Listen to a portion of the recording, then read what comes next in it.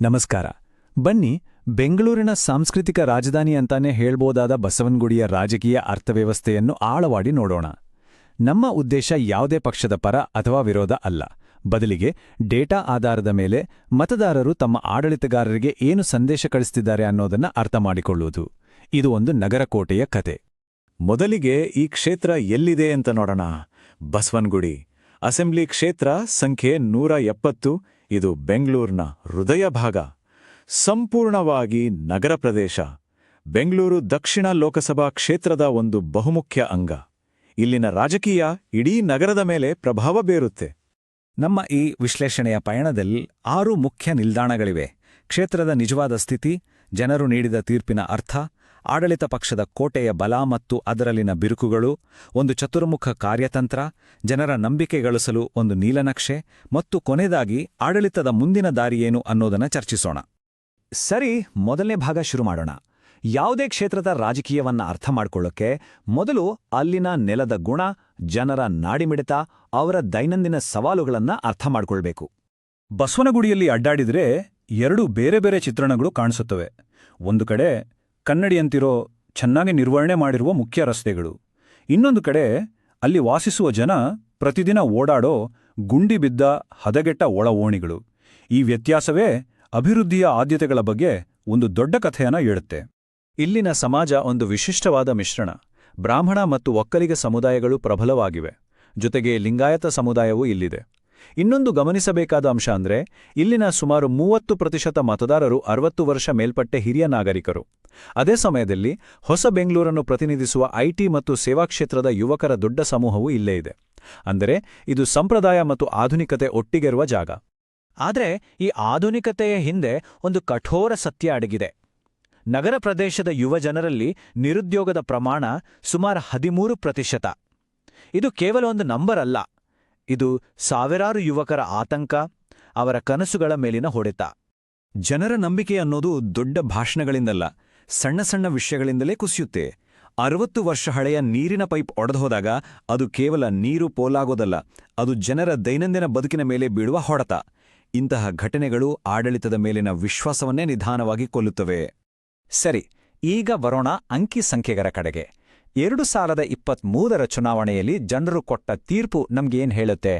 ಸಂಖ್ಯೆಗಳು ಯಾವತ್ತೂ ಸುಳ್ಳು ಹೇಳಲ್ಲ, ಅವುಗಳನ್ನ ಸರಿಯಾಗಿ ಅರ್ಥೈಸ್ಕೊಳ್ಬೇಕಷ್ಟೇ. ಮೊದಲ ನೋಟಕ್ಕೆ ಫಲಿತಾಂಶ ತುಂಬಾನೇ ಸ್ಪಷ್ಟ.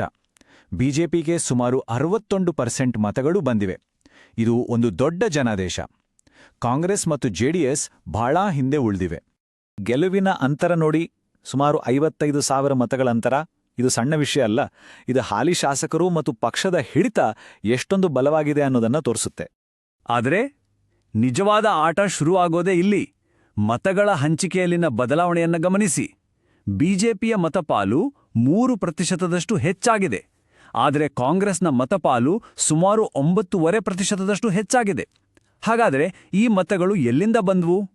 ಜೆಡಿಎಸ್ ಸುಮಾರು 14%ದಷ್ಟು ಮತಗಳನ್ನ ಕಳೆದುಕೊಂಡಿದೆ. ಇದರ ಸ್ಪಷ್ಟ ಅರ್ಥ ಇಷ್ಟೇ: ವಿರೋಧ ಪಕ್ಷದ ಮತಗಳು ಒಂದೇ ಕಡೆಗೆ ಬರ್ತಿವೆ. ಜೆಡಿಎಸ್ನ ಮತಗಳು ನೇರವಾಗಿ ಕಾಂಗ್ರೆಸ್ ಕಡೆಗೆ ಹೋಗ್ತಿವೆ. ಬಿಜೆಪಿಯ ಗೆಲುವು ದೊಡ್ಡದಾಗಿದ್ರೂ ವಿಪಕ್ಷದ ಮತಗಳು ಹೀಗೆ ಒಂದಾಗುತ್ತಿರುವುದು ಭವಿಷ್ಯದಲ್ಲಿ ಸ್ಪರ್ಧೆ ಕಠಿಣವಾಗಬಹುದು ಅನ್ನೋ ಸೂಚನೆ ನೀಡುತ್ತಿದೆ. ಮತದಾನದ ಪ್ರಮಾಣ ಸ್ವಲ್ಪ ಹೆಚ್ಚಾಗಿದೆ ನಿಜ, ಆದರೆ ಬೆಂಗಳೂರಿನಂತಹ ನಗರದಲ್ಲಿ ಇದು ಇನ್ನೂ ಕಡಿಮೆನೆ. ಯಾಕೆ ವಿದ್ಯಾವಂತ ನಗರದ ಜನ ಮತ ಹಾಕೋಕೆ ಮುಂದೆ ಬರ್ತಿಲ್ಲ? ಇದು ಕೇವಲ ನಿರಾಸಕ್ತಿಯೇ ಅಥವಾ ಆಡಳಿತದ ಮೇಲಿನ ಒಂದು ಮೌನ ಪ್ರತಿಭಟನೆಯ? ಹಾಗಾದ್ರೆ ಈ ಕೋಟೆ ಇಷ್ಟು ಗಟ್ಟಿಯಾಗಿರೋದಕ್ಕೆ ಕಾರಣವೇನು? ಮತ್ತು ಈ ಗೋಡೆಗಳಲ್ಲಿ ಎಲ್ಲೂ ಬಿರುಕುಗಳೇ ಇಲ್ವಾ? ಬನ್ನಿ, ಅಧಿಕಾರದ ಈ ರಚನೆಯನ್ನು ಒಳಹೊಕ್ಕು ನೋಡೋಣ. ಆಡಳಿತ ಪಕ್ಷದ ಶಕ್ತಿಗಳು ಸ್ಪಷ್ಟವಾಗಿವೆ. ತಳಮಟ್ಟದಲ್ಲಿ, ಬೂತ್ ಮಟ್ಟದಲ್ಲಿ ಆಳವಾದ ಜಾಲ ಇದೆ. ಇದು 45 ವರ್ಷಗಳಿಂದ ಅವರ ಭದ್ರಕೋಟೆ. ಆದರೆ ದೌರ್ಬಲ್ಯಗಳೂ ಇವೆ. ನೀರಿನಂತಹ ಮೂಲಭೂತ ಸಮಸ್ಯೆಗಳನ್ನು ಬಗೆಹರಿಸಿಲ್ಲ ಅನ್ನೋ ಅಸಮಾಧಾನ, ಮತ್ತು ನಗರ ವಾರ್ಡ್ಗಳಲ್ಲಿ ಮತದಾನ ಕಡಿಮೆ ಆಗ್ತಿರೋದು. ಒಂದು ಪಕ್ಷದ ನಿಜವಾದ ಬಲ ಯಾವುದು? ಹಣಕಾಸಿನ ಸಂಪನ್ಮೂಲಗಳು ಮುಖ್ಯ, ಆದರೆ ಅದನ್ನ ಬೇರೆಯವರು ಹೊಂದಿಸಬಹುದು. ಆದರೆ ದಶಕಗಳಿಂದ ಕಟ್ಟಿದ ಒಂದು ಬ್ರ್ಯಾಂಡ್ ಅಥವಾ ಸಿದ್ಧಾಂತಕ್ಕೆ ಬದ್ಧರಾದ ಕಾರ್ಯಕರ್ತರ ಪಡೆ ಇದೆಯಲ್ಲ, ಅದನ್ನ ತಕ್ಷಣಕ್ಕೆ ಯಾರೂ ನಕಲು ಮಾಡೋಕ್ಕಾಗಲ್ಲ. ಇವೇ ನಿಜವಾದ ಆಸ್ತಿಗಳು. ಪ್ರಜಾಪ್ರಭುತ್ವದಲ್ಲಿ ಇಂತಹ ಆಳವಾದ ಪ್ರಭಾವವನ್ನು ಹೊಂದಿರುವುದು ಒಂದು ದೊಡ್ಡ ಜವಾಬ್ದಾರಿಯನ್ನು ಹೊತ್ತು ತರ್ತದೆ. ನಮ್ಮ ಸಂವಿಧಾನ ನೆನಪಿಸುವುದೇನೆಂದರೆ, ಸಾರ್ವಜನಿಕ ಮಾತುಕತೆಗಳು ಯಾವಾಗಲೂ ಮಾಹಿತಿಪೂರ್ಣವಾಗಿರಬೇಕು. ಅವು ಕೇವಲ ಒಬ್ಬರ ಶಕ್ತಿಯನ್ನು ಹೆಚ್ಚಿಸುವುದಕ್ಕಲ್ಲ, ಬದಲಿಗೆ ಪ್ರತಿಯೊಬ್ಬ ಪ್ರಜೆಯ ಘನತೆಯನ್ನು ಎತ್ತಿ ಹಿಡಿಯುವುದಕ್ಕಾಗಿ ಇರಬೇಕು. ಈ ಎಲ್ಲಾ ಶಕ್ತಿಯ ನಡುವೆಯೂ ಒಂದು ದೊಡ್ಡ ಅಪಾಯ ಕಾಯ್ತಿದೆ. ಅದೇ ನಗರದ ಯುವಜನರಲ್ಲಿ ಹೆಚ್ಚುತ್ತಿರುವ ನಿರುದ್ಯೋಗ. ಯುವಕರ ಆರ್ಥಿಕ ಆತಂಕ, ವಿರೋಧ ಪಕ್ಷಗಳ ಉಚಿತ ಕೊಡುಗೆ ಬೇಡ, ಉದ್ಯೋಗ ಬೇಕು ಅನ್ನೋ ಕೂಗಿಗೆ ಇನ್ನಷ್ಟು ಬಲ ತುಂಬುತ್ತಿದೆ. ಈಗ ರಾಜಕೀಯದಲ್ಲಿ ಬಳಸುವ ಒಂದು ಕುತೂಹಲಕಾರಿ ಕಾರ್ಯತಂತ್ರದ ಬಗ್ಗೆ ನೋಡೋಣ. ಇದಕ್ಕೆ ಚತುರ್ಮುಖ ಸಿದ್ಧಾಂತ ಅಂತ ಕರೆಯಬಹುದು. ಅಂದ್ರೆ ಪರಿಸ್ಥಿತಿಗೆ ತಕ್ಕಂತೆ 4 ವಿಭಿನ್ನ ನಿಲುವುಗಳನ್ನು ಅಥವಾ ಮುಖಗಳನ್ನು ಬಳಸೋದು. ಆ 4 ಮುಖಗಳೆಂದರೆ ಶಿವ, ವಿಷ್ಣು, ಬ್ರಹ್ಮ ಮತ್ತು ದುರ್ಗಾ. ಒಂದೊಂದಾಗಿ ಇವುಗಳ ಅರ್ಥವನ್ನ ಮತ್ತು ಸಂದರ್ಭವನ್ನ ನೋಡೋಣ. ಮೊದಲನೆಯದು ಶಿವನ ಮುಖ. ಆಕ್ರಮಣಶೀಲತೆ, ಭದ್ರತೆ, ರಾಷ್ಟ್ರೀಯತೆ, ಸಿದ್ಧಾಂತದಂತಹ ವಿಷಯಗಳ ಮೇಲೆ ಕಠಿಣ ನಿಲುವು ತೆಗೆದುಕೊಳ್ಳುವ ಮೂಲಕ ವಿರೋಧಿಗಳನ್ನು ಇಕ್ಕಟ್ಟಿಗೆ ಸಿಲುಕಿಸುವುದು ಇದರ ಉದ್ದೇಶ. ಎರಡನೆಯದು ವಿಷ್ಣುವಿನ ಮುಖ, ಸ್ಥಿರತೆ. ಇದು ನಿರಂತರತೆ ಮತ್ತು ಅನುಭವದ ಸಂಕೇತ. ಸ್ಥಿರವಾದ ಆಡಳಿತ ನೀಡುತ್ತೇವೆ, ಕೇಂದ್ರ ಸರ್ಕಾರದ ಬೆಂಬಲ ನಮಗಿದೆ ಅಂತ ಹೇಳುವ ಮೂಲಕ ಬದಲಾವಣೆಯನ್ನು ಇಷ್ಟಪಡದ ಮತದಾರರನ್ನು, ಅದರಲ್ಲೂ ಹಿರಿಯ ನಾಗರಿಕರನ್ನು ಸೆಳೆಯುವ ತಂತ್ರ ಇದು. ಮೂರನೆಯದು ಬ್ರಹ್ಮನ ಮುಖ, ನಾವೀನ್ಯತೆ. ಅಂದರೆ ಸೃಷ್ಟಿ, ಸ್ಮಾರ್ಟ್ ಸಿಟಿ, ಡಿಜಿಟಲ್ ಆಡಳಿತದಂತಹ ಯೋಜನೆಗಳನ್ನು ಮುಂದಿಟ್ಟು ನಾವು ಭವಿಷ್ಯದ ಬಗ್ಗೆ ಯೋಚಿಸುತ್ತಿದ್ದೇವೆ, ತಂತ್ರಜ್ಞಾನವನ್ನು ಬಳಸುತ್ತಿದ್ದೇವೆ ಅಂತ ಯುವ ಮತದಾರರಿಗೆ ತೋರಿಸಿಕೊಳ್ಳೋದು. ನಾಲ್ಕನೆಯದು ದುರ್ಗೆಯ ಮುಖ, ರಕ್ಷಣೆ. ಇದು ಅತ್ಯಂತ ಭಾವನಾತ್ಮಕವಾದ ನಿಲುವು. ಸಂಸ್ಕೃತಿ, ಕುಟುಂಬದ ಸುರಕ್ಷತೆ, ಮಹಿಳೆಯರ ರಕ್ಷಣೆ ಈ ವಿಷಯಗಳನ್ನು ಮುಂದಿಟ್ಟು ನಾವು ನಿಮ್ಮ ರಕ್ಷಕರು ಅಂತ ಹೇಳಿಕೊಳ್ಳುವ ಮೂಲಕ ಜನರೊಂದಿಗೆ ಭಾವನಾತ್ಮಕ ಸಂಬಂಧ ಬೆಸೆಯುವ ಪ್ರಯತ್ನ. ಈ ತಂತ್ರಗಳು ಕೇವಲ ಸಿದ್ಧಾಂತಗಳಲ್ಲ, ಇವುಗಳನ್ನು ಪಕ್ಕದ ಕ್ಷೇತ್ರಗಳಲ್ಲೇ ಯಶಸ್ವಿಯಾಗಿ ಬಳಸಲಾಗಿದೆ. ಮಲ್ಲೇಶ್ವರಂನ ಡಿಜಿಟಲ್ ಪ್ರಚಾರ, ಕೆಆರ್ ಪುರಂನ ಡೇಟಾ ಆಧಾರಿತ ಮನೆ ಮನೆ ಪ್ರಚಾರ ಇವೆಲ್ಲವೂ ಸ್ಮಾರ್ಟ್ ರಾಜಕೀಯದ ಉದಾಹರಣೆಗಳು. ಇಷ್ಟೆಲ್ಲ ವಿಶ್ಲೇಷಣೆ ಆಯ್ತು. ಈಗ ಪರಿಹಾರದ ಬಗ್ಗೆ ಮಾತಾಡೋಣ. ಜನರ ನಂಬಿಕೆಯನ್ನು ಮತ್ತೆ ಗಳಿಸುವುದು ಹೇಗೆ? ಇದಕ್ಕೆ ಒಂದು ನೀಲನಕ್ಷೆ ಬೇಕು. ಇಲ್ಲಿ ನಾವು ಆಡಳಿತದ ಮೇಲಿನ ಹೂಡಿಕೆಗೆ ಪ್ರತಿಫಲ ಅಥವಾ ಗವರ್ನೆನ್ಸ್ ROI ಬಗ್ಗೆ ಚರ್ಚಿಸುತ್ತೇವೆ.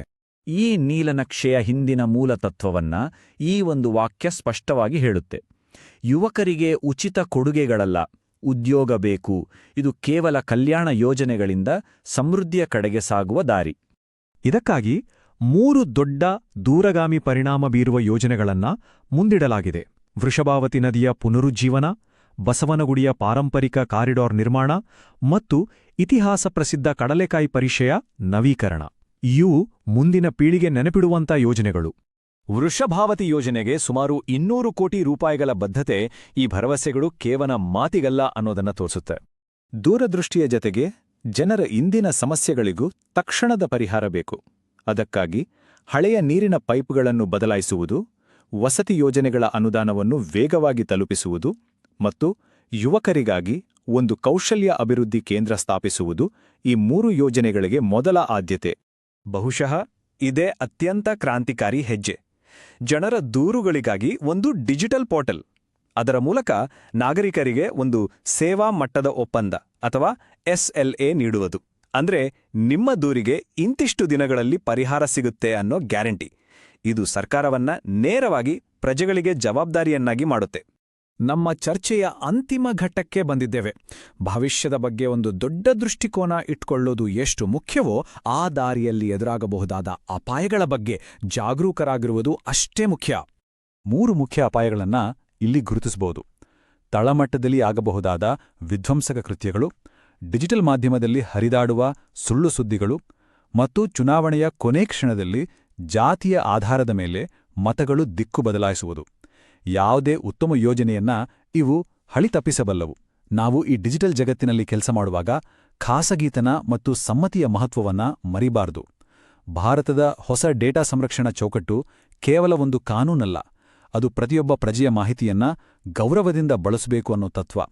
ಡಿಜಿಟಲ್ ಜಗತ್ತಿನಲ್ಲಿ ಜನರ ನಂಬಿಕೆ ಗಳಿಸಲು ಇದು ಅನಿವಾರ್ಯ. ಹಾಗಾದರೆ ನಮ್ಮ ಮುಂದಿರುವ ಅಂತಿಮ ಪ್ರಶ್ನೆ ಇದೆ. ಬಸವನಗುಡಿಯು ತನ್ನ ಶ್ರೀಮಂತ ಪರಂಪರೆಯನ್ನು ಉಳಿಸಿಕೊಂಡು ಆಧುನಿಕತೆಯೊಂದಿಗೆ ಹೆಜ್ಜೆ ಹಾಕುತ್ತಾ ದೇಶಕ್ಕೆ ಒಂದು ಮಾದರಿಯಾದ ನಗರ ಆಡಳಿತವನ್ನು ನೀಡಬಲ್ಲದೆ? ಇದುವೇ ನಿಜವಾದ ಸವಾಲು. ಈ ಸಂಪೂರ್ಣ ವಿಶ್ಲೇಷಣೆಯ ಹಿಂದಿನ ಮೂಲ ಉದ್ದೇಶ ಇಷ್ಟೇ: ಅಂಕಿಸಂಖ್ಯೆಗಳನ್ನ ಅಭಿವೃದ್ಧಿಯಾಗಿ ಪರಿವರ್ತಿಸುವುದು, ಜನರು ನೀಡಿದ ತೀರ್ಪನ್ನ ಎಲ್ಲರ ಉತ್ತಮ ಬದುಕಿಗಾಗಿ ಬಳಸುವುದು. ರಾಜಕೀಯದ ಅಂತಿಮ ಗುರಿ ಇದೇ ಆಗಿರಬೇಕು. If you want to become a people-centric leader and uplift your constituency, get in touch with blueprintstrategies.ai at mgr@blueprintstrategies.ai or call 080-4204-1602. Purpose Beyond Politics.